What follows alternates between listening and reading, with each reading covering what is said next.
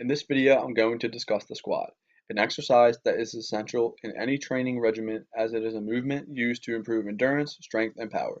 This exercise is commonly associated with targeting the muscles in the legs.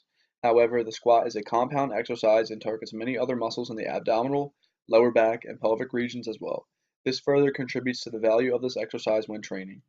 There are many variations of the squat. However, for the purpose of this video, we'll focus on the traditional barbell back squat. This exercise has two phases, the eccentric phase or lowering phase and the concentric phase or lifting phase. So to begin this movement, the standard starting position consists of standing with the feet shoulder width apart, toes pointing straight ahead, and the knees aligned over the second and third toes. As the lowering phase begins and the barbell comes downward, the hips come into flexion, activating the iliopsoas, rectus femoris, and pectineus muscles. During this downward motion, the knees come into flexion, causing muscles of the hamstrings to contract, such as the biceps femoris, semimembranosus, and semitendinosus. The popliteus and gastrocnemius muscles help in this motion as well. Ankle dorsiflexion is yet another motion that occurs during the eccentric phase as the weight of both the body and the bar shift downward, caused by the contraction of the tibialis anterior. It is important during the lowering phase to keep the chest up and maintain the cervical spine in a neutral position, avoiding any excessive cervical flexion, extension, or anterior translation to prevent injury.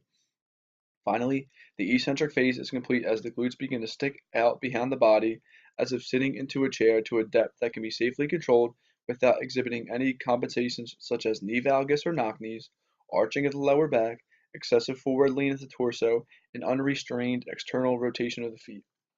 Form is especially important in the lifting phase, as keeping the trunk in a relatively upright position increases compressive forces on the intervertebral discs.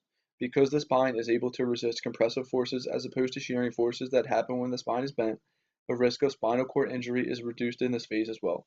As the lifting phase begins, the gluteal muscles sticking out at the bottom of the motion begin to contract, including the gluteus minimus in particular. This motion provides internal rotation of the hips for stability as the body moves upwards. Pressure is then placed from the heels to the toes as the ankle engages in plantar flexion via the contraction of the soleus and gastrocnemius muscles. After the knees begin to extend, activating the quadriceps muscles, including the vastus lateralis, vastus medialis, vastus intermedialis, and the rectus femoris. The hamstrings are then activated during this concentric phase for hip extension, as the long head biceps femoris, semimembranosus, and semitendinosus muscles all contract.